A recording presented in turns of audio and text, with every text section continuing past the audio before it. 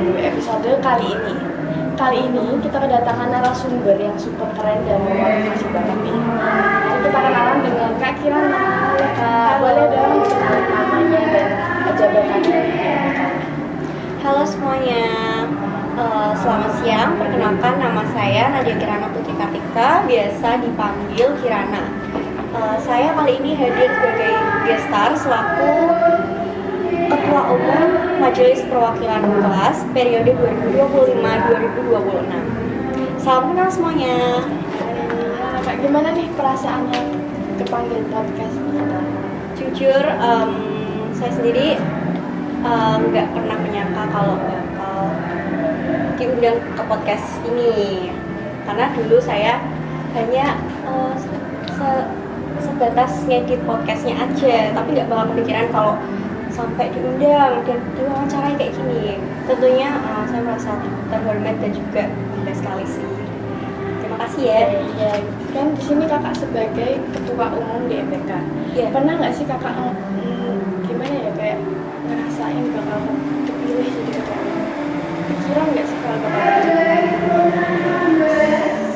Sebenarnya nggak kepikiran sih Kak, karena saya merasa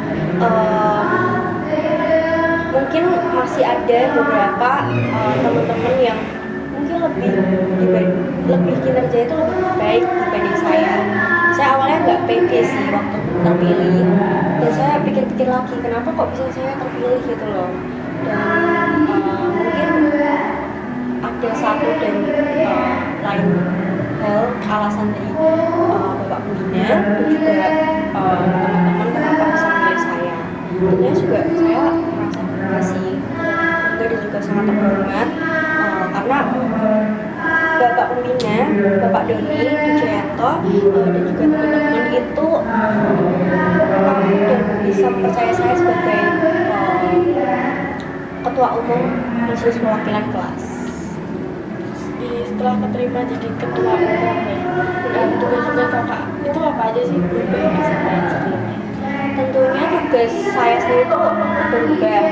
Yang pertama saya tuh ya tentunya saya wajib memimpin dan juga mengatur bagaimana semua kinerja dari seluruh divisi yang ada di Majelis Perwakilan Kelas, dari mulai komisi A, B, C, D, F, dan juga wakil saya, wakil internal, wakil eksternal, koordinator 1, koordinator 2, sekretaris 1, sekretaris 2, bendahara 1, bendahara 2.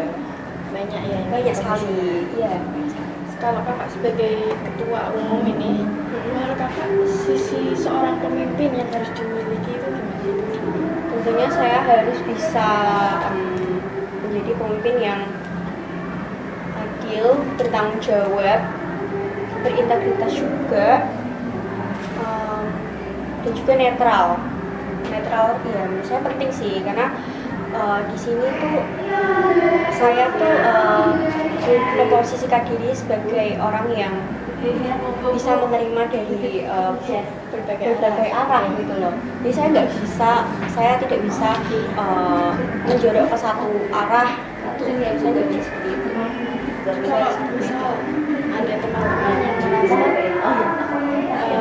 satu orang ini tuh sangat dispesialkan, kalau kakak bakal ada orang yang mengajukan bilang kalau terlalu mendingin dia deh, atau dia merasa dia dijauhin gitu, kakak sendiri nggak kalau dia ini menjauhkan diri dari perlindungan itu, apa harus melakukan?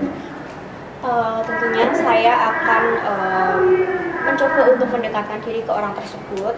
Saya mencari tahu apa sih alasan dibalik dia tuh berperilaku seperti itu, karena kan ada beberapa orang yang memang sebenarnya tidak ada masalah apapun, tapi dia memiliki rasa yang dia beropini pada dirinya sendiri sama orang lain gitu loh. Dia punya opini sendiri yang dia bangun dari pikirannya dia sendiri, dan itu juga berdampak buruk ya buat sekitarnya, karena kan sekitarnya udah baik, maksudnya udah lingkungannya udah baik, tapi dia ngerasa seperti itu gitu loh. Nah itu saya caranya nggak hanya itu, ada ada beberapa banyak alasan kenapa orang tuh bisa merasa terleft out atau kayak jauh dari teman-teman yang lain. Itu banyak sekali alasannya, dan itu langkah pertama yang akan saya lakukan itu saya mencari tahu dari orang tersebut secara langsung. Makanya itu saya harus bersikap netral gitu. Jadi saya harus bisa mendengar POV atau sisi dari orang tersebut. Jadi saya tahu alasannya, jadi saya bisa gimana caranya biar dia nggak gitu, cari solusinya. tapi enggak yang tekan banget gitu kan Kak? Enggak, saya orangnya bukan nggak bisa tegang gitu, tapi saya berusaha buat santai, karena kalau saya tegang semakin orang tersebut nggak mau mengutarakan apa yang dia rasakan gitu sekali. Kakak ini kan sekarang kelas 11 sih. Iya betul sekali. 2 SMK. Pasti mulai banyak tugas-tugas nih. Betul sekali. Sama kakak membagi waktu dengan tugas atau organisasi biar sebanding lah tanpa ada perbedaan gimana Kak? Yang pertama, saya itu sebenarnya orangnya sangat mengutamakan pendidikan akademik. Saya sangat mengutamakan hal itu.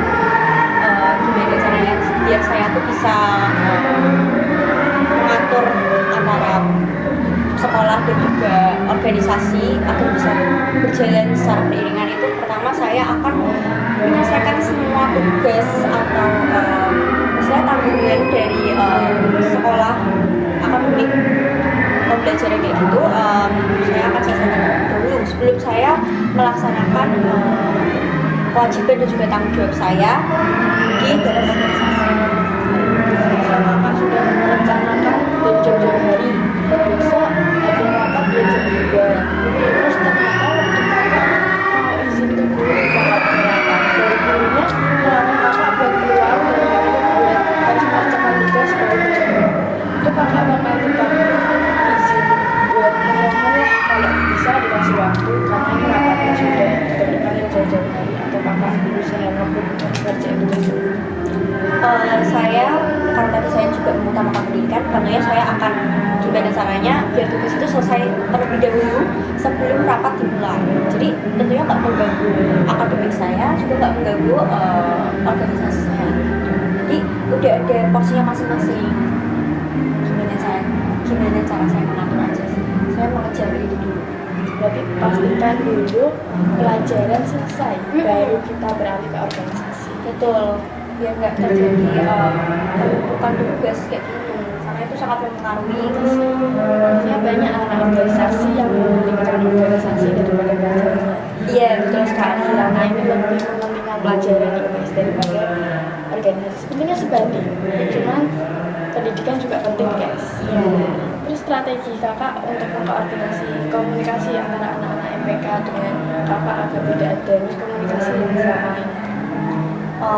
Selama ini ya yang saya lakukan itu, saya tuh sering melakukan interaksi bersama anak-anak anggota MPK sendiri, karena kita kan tentunya satu sekolah, sering sekali bertemu. Nah itu saya sering mengkomunikasinya secara langsung, kayak menyapa dan mempertanyakan hari ini mau ada kegiatan apa gitu. Dan juga ada pertemuan rutin juga. Misal kalau ada event kayak kemarin Pemilos nih, kebetulan Pemilos saya juga menjabat sebagai ketua pelaksana Pemilos 2025. Dan itu saya lebih sering melakukan mengajak teman-teman untuk rapat. Nah itu rapatnya rutin, lebih sering dari biasa-biasanya, karena biasanya juga ada rapat rutin, tapi pertemuannya tuh ada jarak waktunya gitu, jadi nggak tiap seminggu pertemuannya, nggak sering-sering lah. Nah itu lebih sering ketemu aja, karena kalau lebih sering ketemu itu pasti chemistry-nya nanti bakal terbangun, dan juga komunikasinya kalau chemistry-nya udah terbangun, komunikasinya tuh lebih gampang, lebih mudah. Jadi untuk miskomunikasi seharusnya kalau dengan cara seperti itu minim terjadi. Tapi diusahakan buat terus berkomunikasi ya. Iya. Sama sekolah juga. Dan juga saya ingatkan lagi di grup WA dari online juga. Dari online pun tetap Tetap komunikasi. tetap. Untuk program kerja kakak sendiri untuk meningkatkan MPK ini dari sebelumnya sampai semoga kedepannya lebih bagus lah. Program kerja Kakak sendiri. Tentunya saya akan mengadakan atau saya mempunyai program kerja yaitu rakor atau rapat koordinasi, yang dimana itu saya akan melakukan rakor itu ada tahapannya dan rutinnya itu bisa sebulan sekali atau 2 bulan sekali tergantung dengan kebutuhan, tapi yang penting setidaknya 1 bulan sekali atau ya 1 bulan sekali. Gunanya untuk apa sih rakor itu? Sebelum itu rakor itu isinya siapa aja sih yang bertemu di situ? Itu ada saya sebagai ketua umum MPK dan juga ada wakil internal MPK, wakil eksternal, koordinator 1, koordinator 2, sekretaris 1, sekretaris 2, bendahara 1, bendahara 2, lalu ketua komisi A, B, C, D, F. Gunanya untuk apa sih? Untuk saya tuh biar tahu gitu loh perkembangan dari visi proker-proker dari tiap komisi, perkembangannya seperti apa, lalu apa aja yang sudah mereka lakukan selama ini. Itu seperti laporan bulanan lah kepada saya, untuk saya tuh bisa penyampaiannya kepada pengguna gitu. Rakor ya tadi. Rakor ini sudah berjalan berapa lama? Karena saya baru menjabat beberapa bulan ini, sekitar 2 bulan sampai 3 bulanan, jadi rakor ini belum berjalan dan akan mulai berjalan di tahun depan, Januari. Ya, Baru akan dimulai.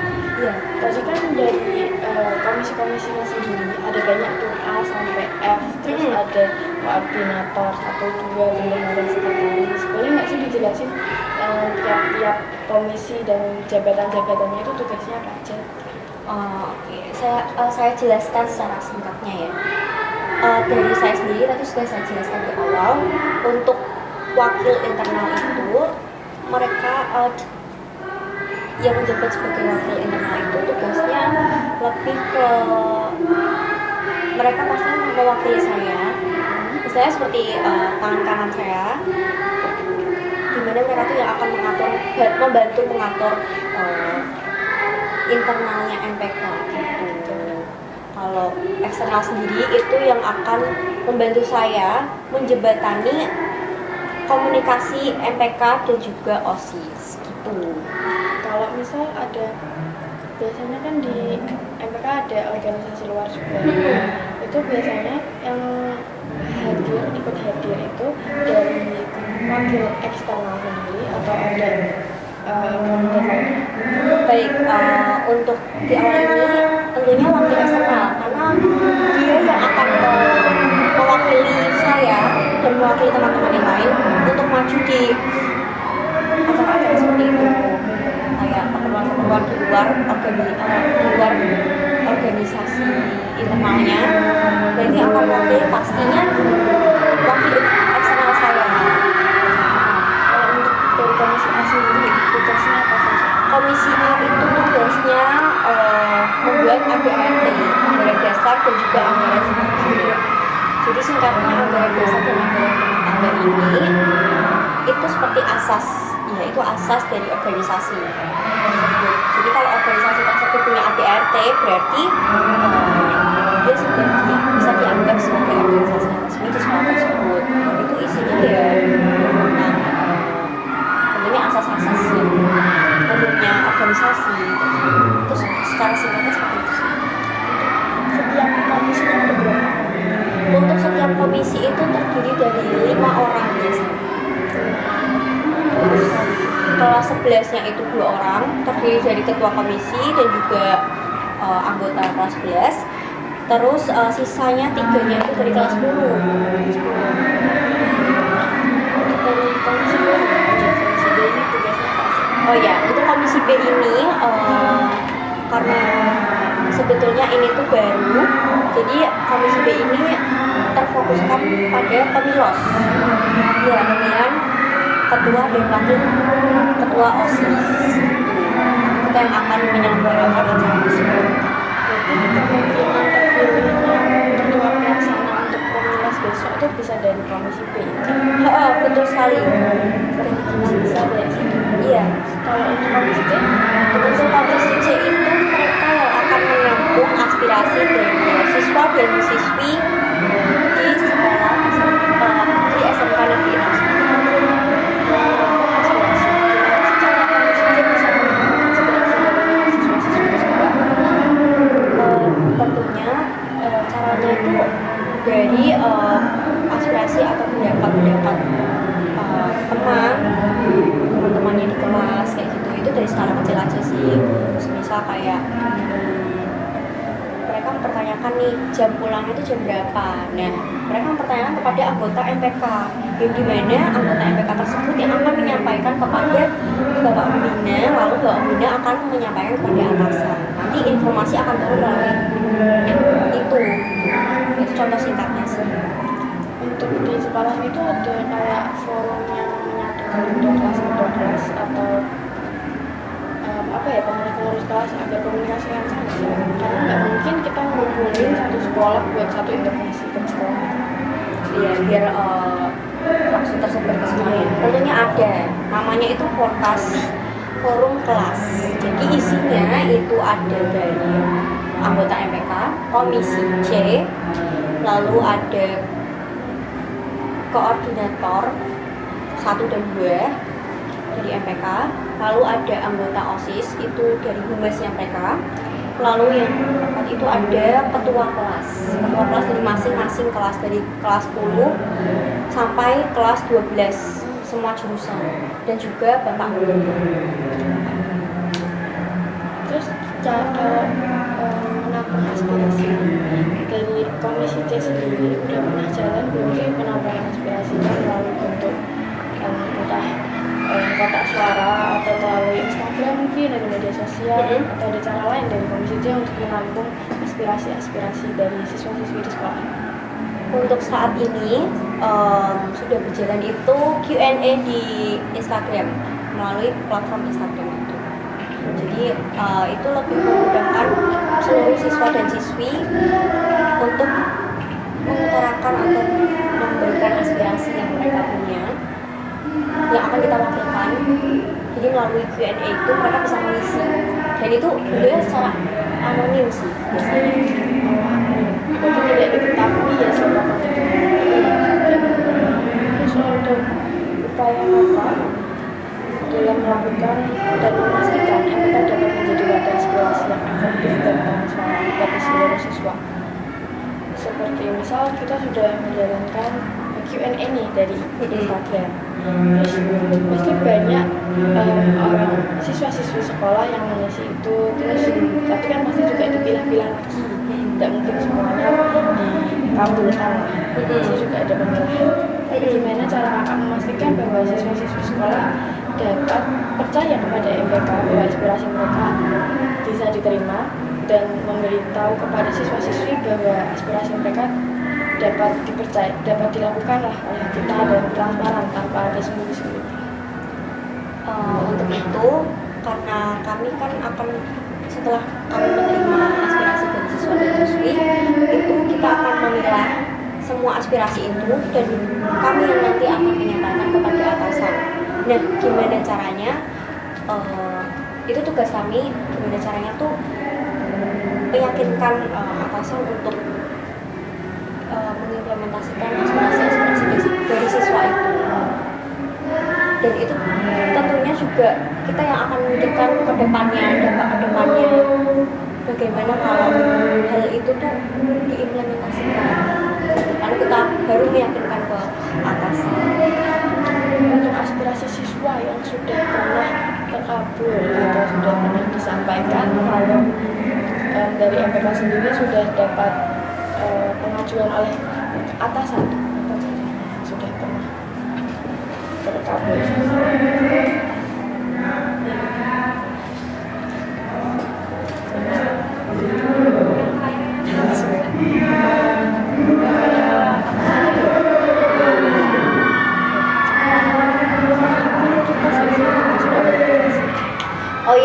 ada aspirasi yang sudah terlaksana, yaitu kan sekolah ini SMK Negeri Semarang ini sistemnya moving class, dan itu ada beberapa kelas yang tidak mendapatkan sirkulasi udara yang banyak dan sejuk, karena sirkulasi udara yang baik itu juga akan mengaruhi pembelajaran, karena kalau misalnya kalau panas gerah itu kita nggak bisa fokus, nggak bisa fokus di pembelajaran. Nah, aspirasi yang kita sampaikan kepada sekolah itu untuk memasang 6 kipas di per kelas itu minimal 2, dan ternyata setelah kita ajukan aspirasi tersebut diterima dan diimplementasikan. Akhirnya aspirasi tersebut menjadi aspirasi yang berhasil kita sampaikan, kita kabulkan. Selama kegiatan di sekolah dari FK sendiri kan kegiatan terbesarnya adalah pemilas. Betul. Terus kendala terbesar selama pelaksanaan pemilas itu ada nggak sih? Selama pelaksanaan pemilas tentunya ada. Kalau dari internal sendiri itu kan kita mengumpulkan banyak orang ya, dan juga banyak orang tuh banyak kepala, banyak ide lah. Nah, terkadang tuh semisal ada satu perkumpulan, satu hari kumpulan kayak gitu, itu ada aja yang nggak masuk, ada aja yang nggak hadir. Nah, itu gimana caranya sih kita buat rapat jadi efektif, biar hadir semua tuh kayak gini. Itu salah satu kendala yang lumayan sering saya alami selama event pemilos. Itu saya caranya ya dengan rapat, selain rapat di sekolah, rapat offline itu saya juga ada rapat online melalui Zoom meeting.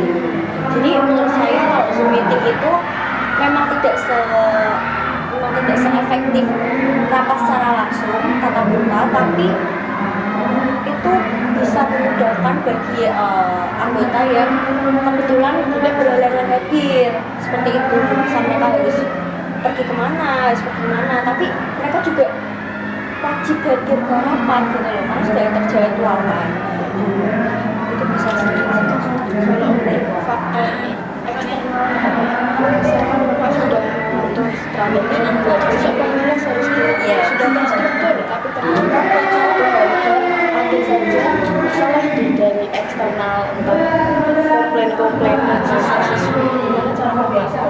Atau contohnya kalau ada konten? Ini contoh eksternalnya ya, itu ada banget, yaitu kan acara itu pasti nggak semuanya itu bisa berjalan sesuai apa yang sudah kita rencanakan di awal. Tentunya pasti ada perubahan yang mengagetkan, dan bagaimana caranya kita tuh bisa mengatasi hal itu. Contoh, sebelum acara dimulai, besok acara dimulai, malamnya itu kita baru mendapatkan informasi yang dimana kita harus merombak semua acara tersebut. Itu juga awalnya kita pusing, tapi akhirnya gimana caranya kita cari solusi, jalan keluar dari itu melalui ya kami sendiri sih, dari para anggota, dari seluruh anggota tuh mengutarakan ide-idenya gimana caranya biar ini tuh teratasi gitu loh, biar acara nggak kosong, acaranya tetap berjalan sesuai kemauan kita. Setelah diperkirakan dari hasil diskusi yang mendadak itu, tapi pasti dihasilkan jalan keluar. Iya, musyawarah, kita musyawarah pasti. Dilihat dari pemilasan kemarin, alhamdulillah terjadi. Alhamdulillah banget tentunya, karena sebagai ketua pelaksana dan juga sebagai ketua umum MPK juga merasa lega, karena selain dari diri sendiri, saya juga merasa banyak dibantu oleh teman-teman dan juga adik-adik MPK, kakak kelas MPK, dan juga tentunya bapak pengajar. Dari banyak-banyaknya hubungan itu, saya sangat bersyukur karena acaranya